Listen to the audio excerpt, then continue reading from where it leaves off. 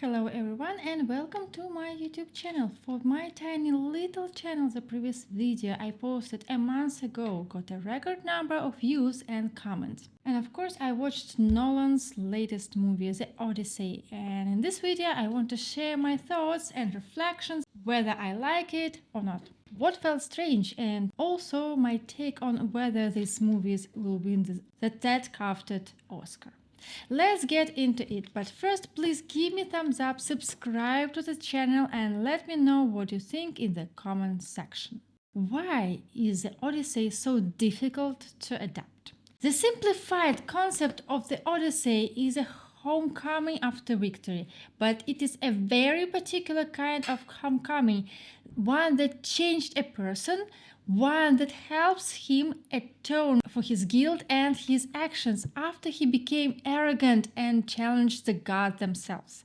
After all, it was thanks to Odysseus that Troy finally fell, that the 10-year war finally ended, a war that had essentially turned into a war of attrition. Who had more resources left? And Odysseus, even though he was such a wise man, became arrogant because he had managed to defeat the Cyclops, Poseidon's son.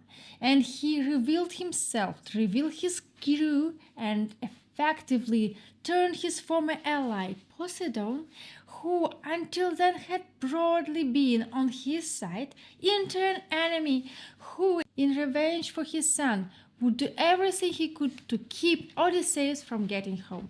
And so what should have been a peaceful journey home turns into a full-blown ordeal. But that ordeal is absolutely necessary. Over the course of it, Odysseus gives up the pride that led him to such an unnecessary and such a stupid mistake. The mistake that essentially cost him 10 years of his life and his entire crew.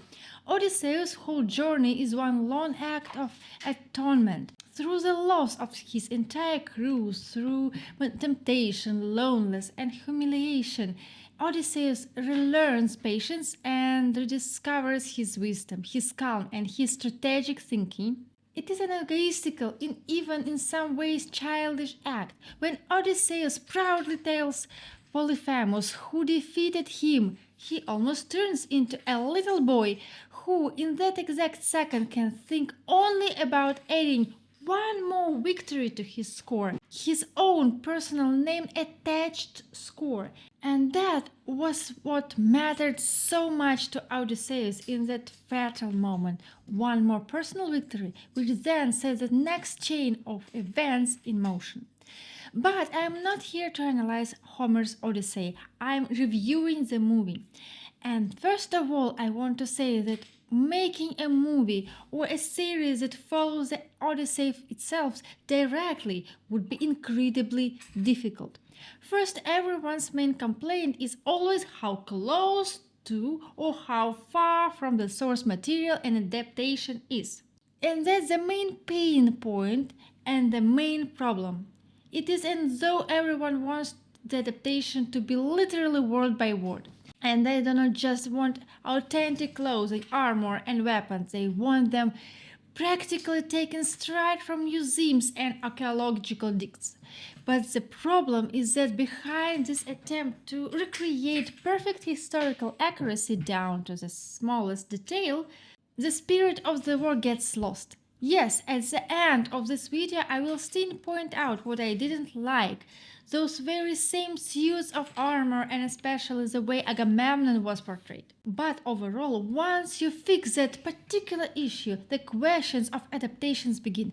Because if we adapt the Iliad or the Odyssey letter by letter, it will be absolutely unbearable to watch. It will be boring, with an occasional burst of action. Second, the Odyssey is also a philosophical work, a multi-layer philosophical work with a huge number of story arcs, and if you want to explore every single one, then you basically need to hire HBO and make 10 seasons of the Odyssey. Third, times have changed. Language has changed. Priorities have changed. For Agamemnon, sacrificing his own child may have been difficult, but he still took that step to the sake of victory at Troy. And then Agamemnon's son killed his own mother because, in a fit of revenge for her daughter, she had killed her husband, meaning Agamemnon. And no one condemned Orestes for it, Agamemnon's son. People considered everything to have happened according to the law. Today, that is already far outside our current ideas of morality, norms, and order, and we are skipping over a great many other moments here. So, no matter how you look at it, there will always be people unhappy with an adaptation. There will always be arguments over which turned out better, the books or the movie. Fourth, funding is not unlimited. The audiences want to be given only the most interesting material. And if you stretch the work out too much, you can lose its integrity. You can lose Odysseus himself. So you always have to sacrifice something in order to show the central through, the central idea of the work. And Nolan did it. Why was Nolan always going to make the Odyssey? The idea of a journey and a return home or a return to yourself appears again and again in Christopher Nolan's work. His hero is constantly trying to return physically to a house, a city, a country, emotionally to a wife, children, a father, psychologically to an earlier idea of himself, morally to the world before a certain act was committed, temporally to the moment when everything went wrong. But almost every time we discover the unpleasant Nolan's truth, you cannot return to the exact same place because either the world has changed, or the hero has changed, or time itself has changed. So the real question is not, will he make it home, but who exactly is coming home, and does the home he remembers still exist? In Inception, the hero is trying to return to his living children. His Poseidon is not Saito, not the police, and not the technology of dreams, but the guilt over Mel. Cobb constantly returns to his wife in his own subconscious, but it is a false return. The woman before him is not Mel, but an image he created. To reach his living children, he has to give up the home he built with his dead wife.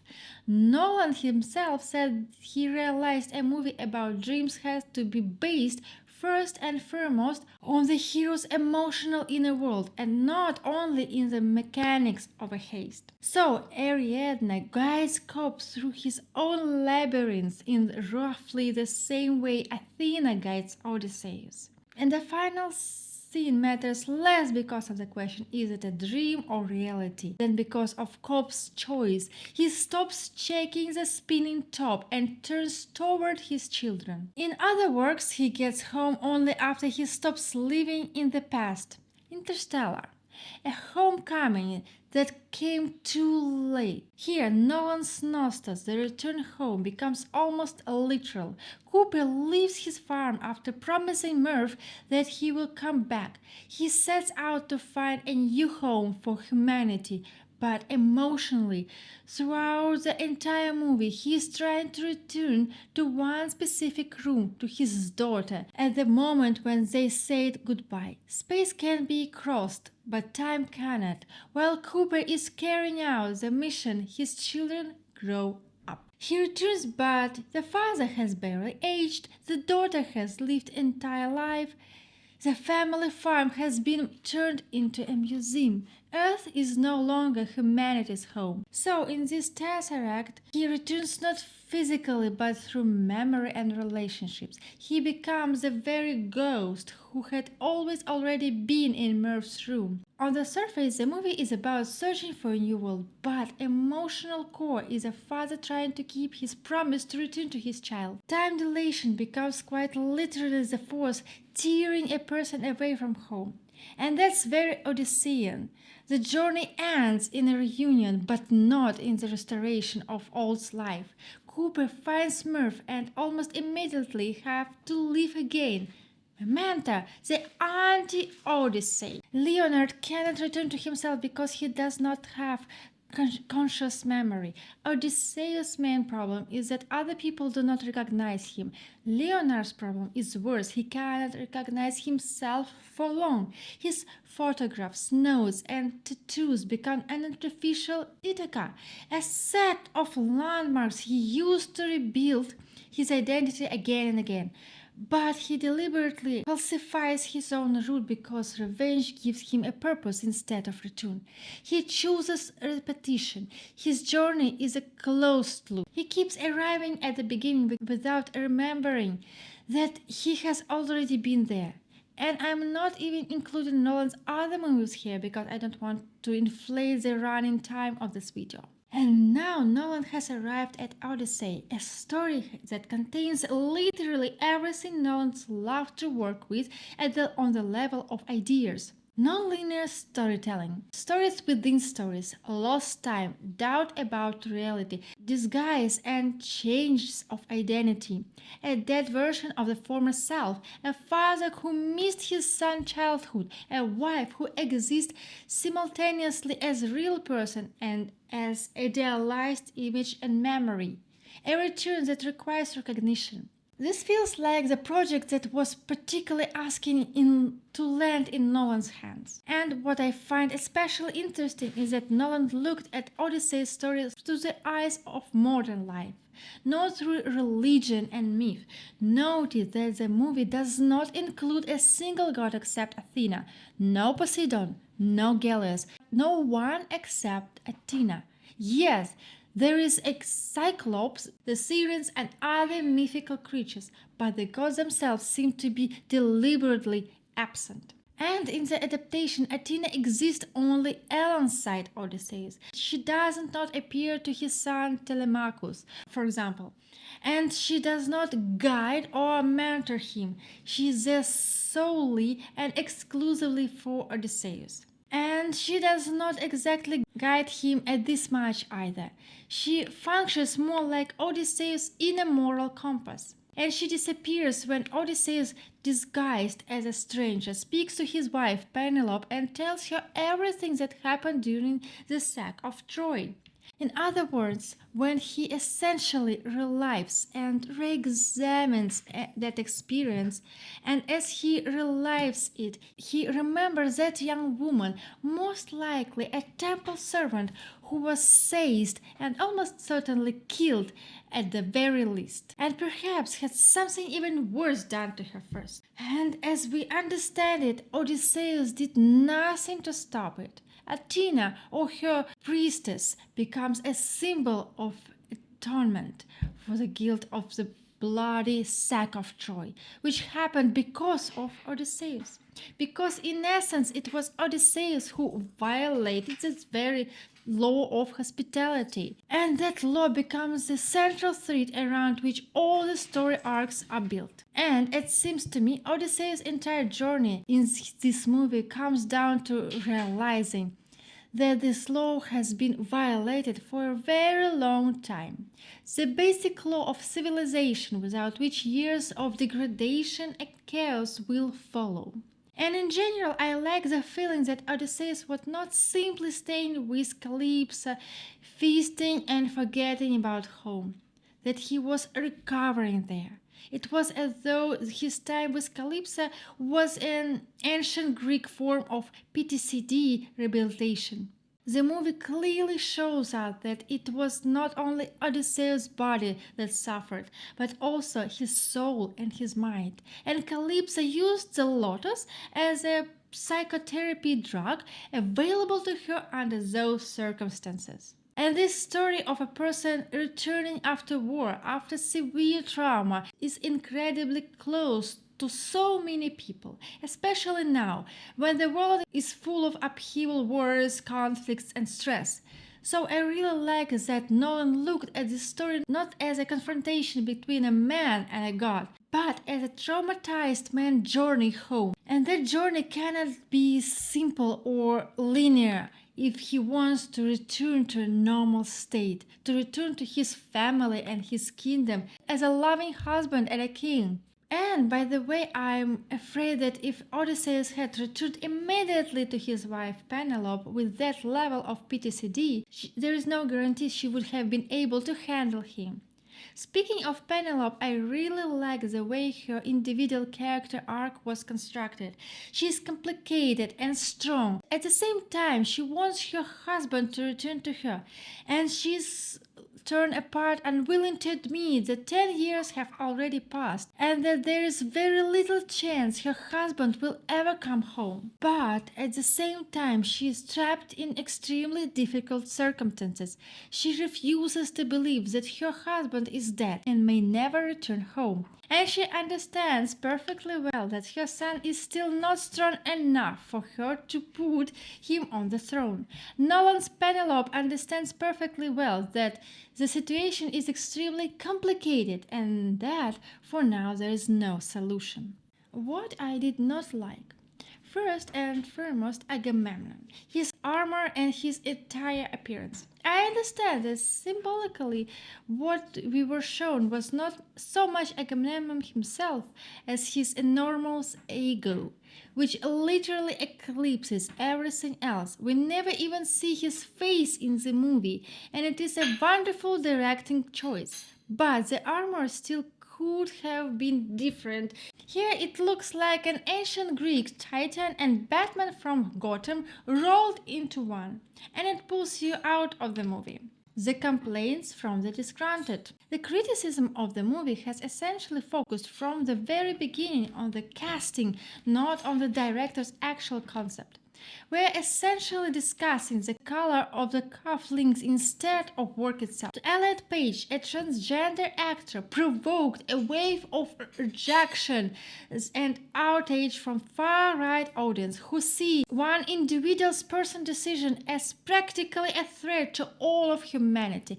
Ben Shapiro has particularly started bullying his actor, as though it somehow strikes as at the very foundations of his inner world, divine order. Apparently, that order is not disrupted by wars or by brutal crimes committed by adults against children, for example, but one woman deciding to become a man?